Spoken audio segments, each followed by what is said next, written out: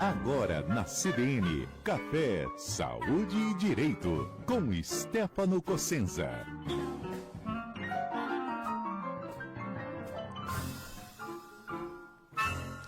Em pleno feriado de 173 anos de Rio Preto, Stefano Cossenza está aqui comigo no estúdio. Tudo bem, Stefano? Bom dia. Bom dia, Carol. Carol, melhor que o feriado é só a tua presença e a presença do Mário.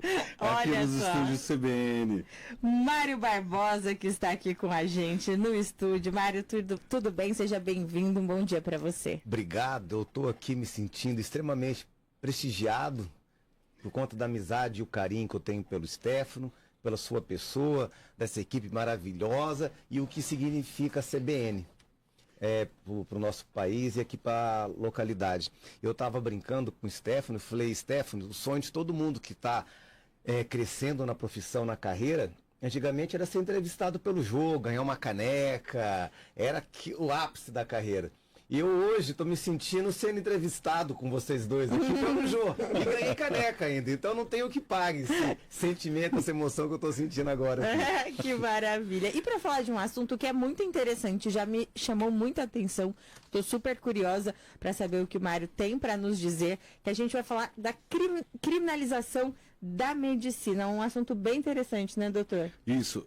Carol, o Mário é um grande amigo, um grande advogado na área criminal, e a gente tem conversado cada dia mais, porque hoje o médico, hoje a medicina, ele tem sido colocado nos bancos dos réus, e traz uma preocupação muito grande, porque o médico vai lá, executa tudo de uma forma harmoniosa, usando toda a literatura médica e científica, e às vezes acontecem alguns percalços aí, que não é da vontade dele e acaba virando processos. E com base nisso eu falei, ninguém mais indicado do que Mário Barbosa, o nosso homem do Paraná.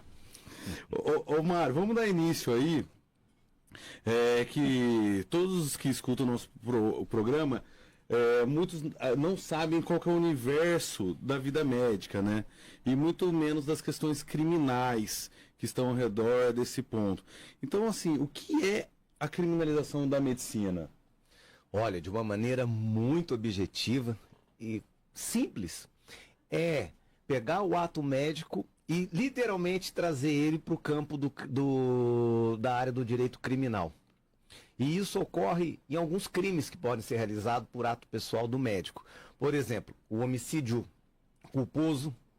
O médico ele também pode sofrer uma ação criminal por omissão de notificação de doença à autoridade pública, exercício ilegal da medicina, omissão de socorro, exposição da vida ou de saúde de outrem a perigo direto ou iminente, constrangimento a tratamento ou cirurgia contra a vontade do paciente. E tem mais outras condutas que o médico pode pegar. Mas o que vem ocorrendo muito em massa são as denúncias pelo homicídio culposo. Esse pega. O médico sente muito esse dano. Em estar literalmente sentado, onde nunca imaginou, exercendo muitas vezes o seu dom, aquele exercício que ele tanto ama. Perdão, Stefano. Mário, uma coisa que nós precisamos deixar muito claro, né? Até para a promotoria, para os delegados, para quem faz a inquisição, né, desses profissionais, é que ninguém sai de casa ali para exercer sua atividade pensando em ter consequências horríveis, pensando em matar, em lesar o seu paciente. Então, uma coisa que precisa ser trabalhado na mídia e divulgado entre nós da área jurídica justamente é isso. O médico sai de casa para dar o seu melhor, para atender a população, e muitas vezes ele é julgado, ele é condenado até nas redes sociais antes mesmo de uma investigação clara daquilo que realmente aconteceu. Como que você vê essa questão dessa condenação em massa das mídias e dos meios de comunicação quando não exercem um papel sério na atividade jornalística? Esse é um problema que existe já há alguns anos no Brasil, e eu trago aqui daí a teoria do professor Zaffaroni, na qual ele intitula isso que você acabou de falar como a teoria do direito penal do inimigo, onde coloca essas pessoas num local aonde eles não deveriam estar. E a condenação mediática já chega com uma sentença, não tem contraditório, não tem ampla defesa e acaba se vendendo mais ou destruindo literalmente aquela pessoa que você não gosta muito. E para reconstituir tudo aquilo que já se passou é muito complexo.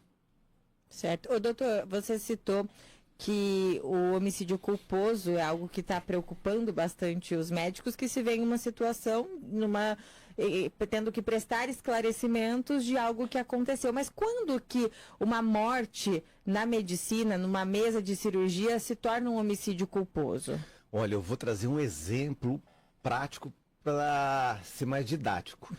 Uma médica que eu atendi num município, numa cidade pequena, com nem 30, 40 mil habitantes, já tinha feito parte de uma mãe, 2, tudo certinho. No terceiro, ok. Só que a criança, depois de alguns dias, teve alguma intercorrência. E ela atendeu normalmente, estava muito congestionado. Ela falou, ó, mãe, vamos ministrar aqui esse remédio, vamos deixar aqui em repouso. Se tiver tudo bem, pode voltar para sua casa. Só que qualquer incidente, qualquer coisinha que agravar, você volta para cá. Certo. Foi dado alta naquele dia e ela voltou, só que era uma região rural, que o translado é um pouco mais dificultoso e um pouco mais moroso. Infelizmente, a criança teve uma evolução ruim, agravou o estado de saúde dela e voltou no hospital. Só que quando voltou, não tinha muito o que fazer. E era um médico que a gente tem hospital primário, secundário, terciário. Era um hospital com estrutura muito carente. Até acionar a cidade polo e chegar a ambulância, infelizmente ele veio a óbito. E o que aconteceu? A dor da mãe era muito grande e queria culpar a médica de todo jeito pelo aquele ato. Só que ela trabalhou, ela respondeu um processo administrativo porque ela é servidora pública, ela respondeu o processo civil e também no CRM e foi absolvido desses 3. Mas não contente, encontrou um Ministério Público com uma escola um pouco mais clássica, para ser elegante, vou se dizer assim, e acabou oferecendo uma denúncia criminal por homicídio culposo.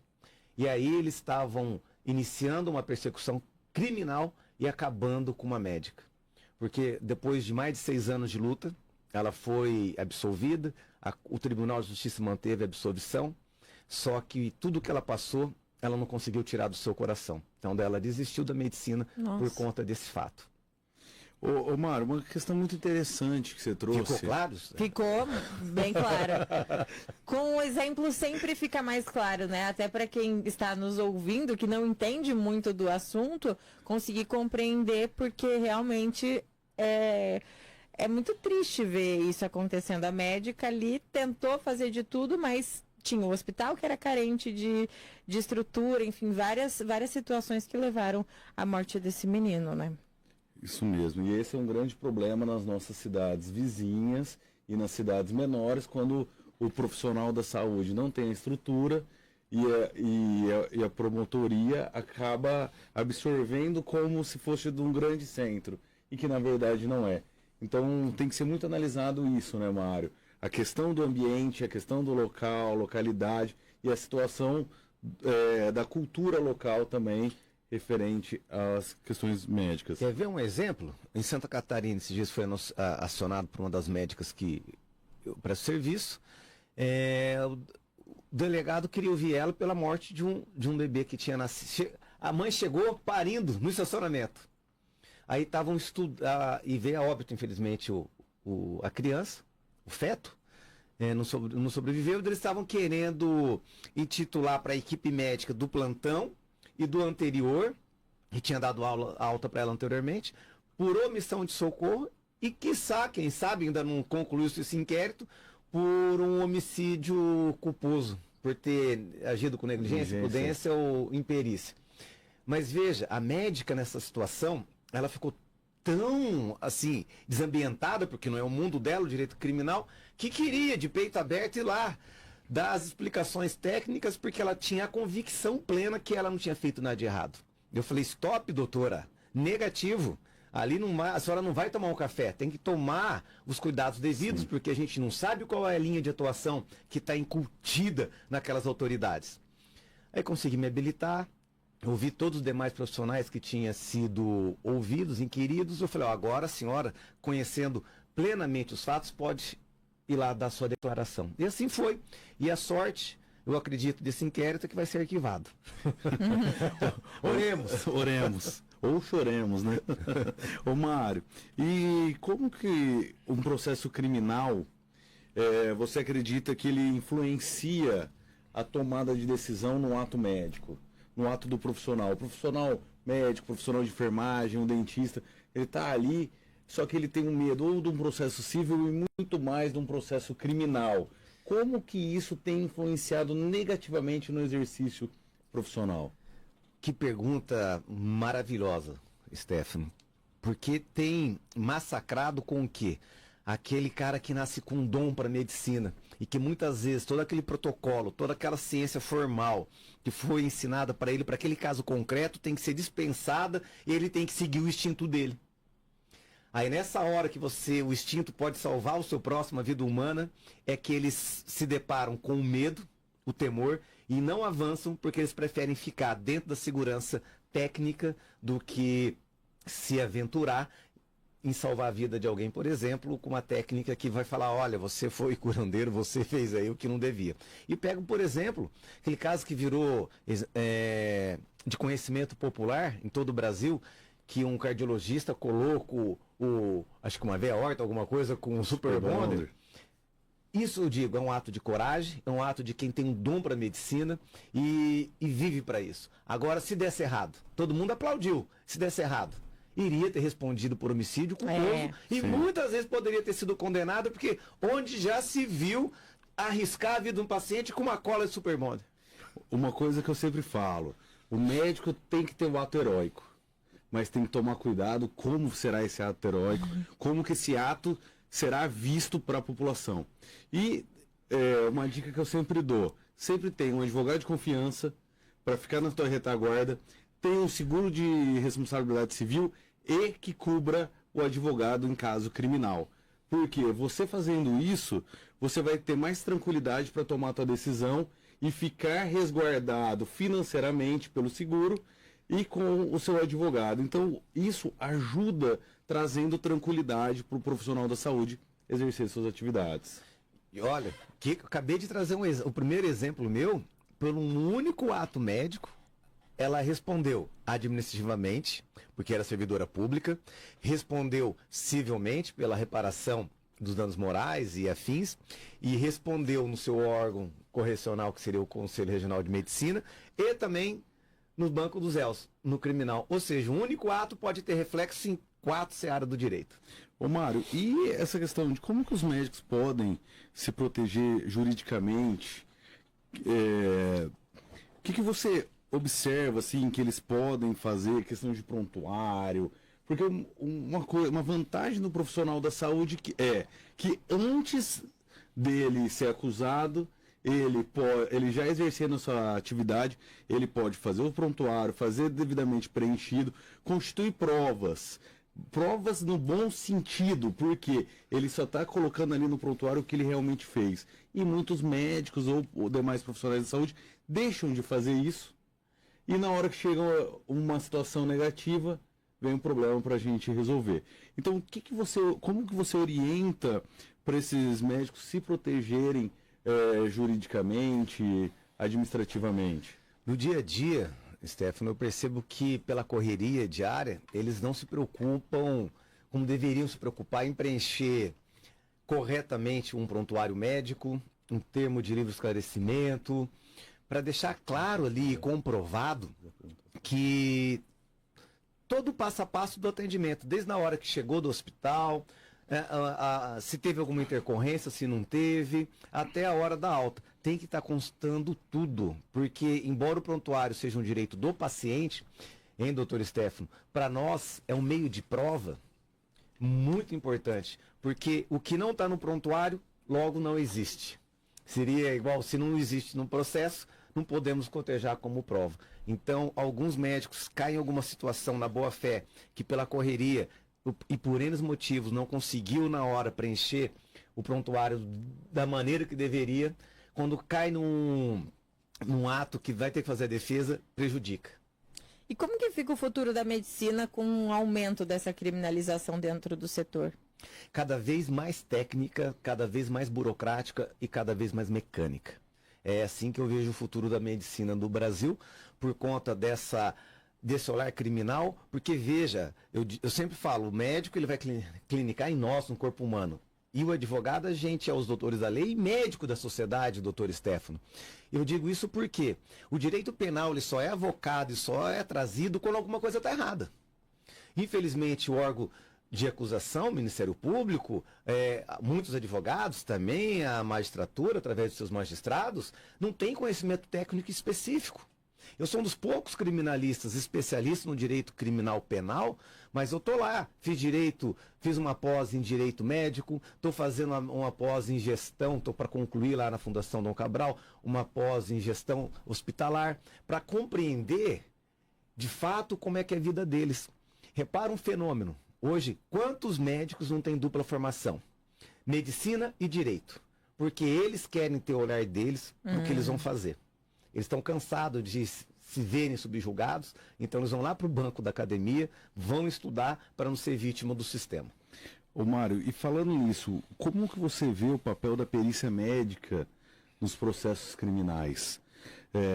Qual que é esse papel, qual que é o desenvolvimento e como que isso favorece uma defesa?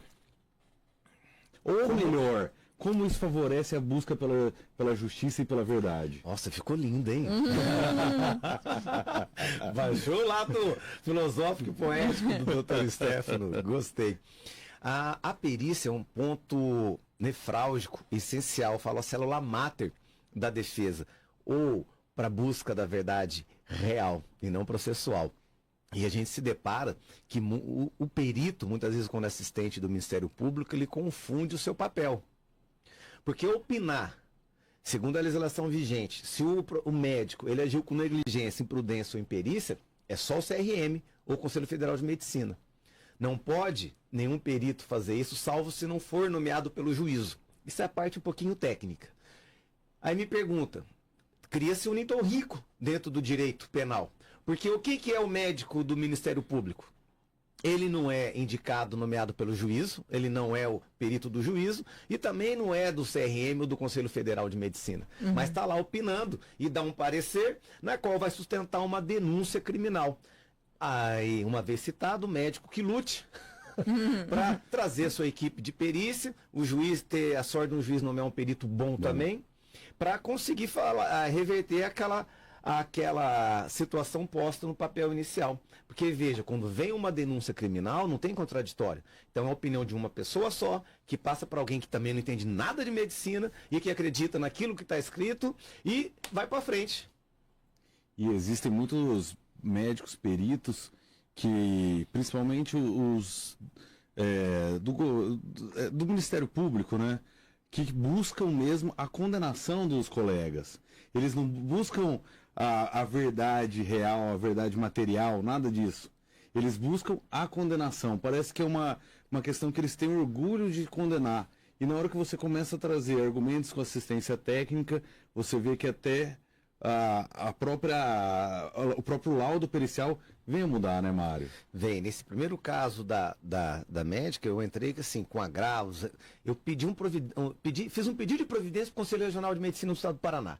Falar, olha, vocês têm que intervir nesse processo, porque o médico do Ministério Público está exercendo uma função na qual não compete. Ou é vocês que dizem isso, ou não dizem. É o que está na lei. Ignorar o pedido. Ô, Mário, nosso horário já está encerrando. Rapidinho, eu só tenho que te agradecer essa presença ilustre. Muito obrigada. Em São José do Rio Preto, no nosso programa. Muito bom o tema, inclusive, muito interessante. Obrigada, viu, Mário? Poxa vida, eu tô feliz, passou rapidinho, hein, Stefano? Nem doeu. Passa rápido demais. E lá se foram 20 minutos. Mas eu agradeço o espaço, agradeço trazer essa bandeira, que está se tornando uma bandeira da minha vida, além da profissão. E é muito importante o Brasil ter um espaço na qual a gente pode dizer abertamente sobre tudo. E na próxima eu já deixo até uma dica, traz o promotor aqui. Obrigada, doutor. Nada. E obrigada, Stefano, por mais um quadro. A gente volta a se falar na semana que vem, sempre às quartas-feiras, depois do Repórter CBN, das 10h30 da manhã. Muito obrigado, Carol. Estamos aí. É isso aí. Agora, 11h01, intervalo.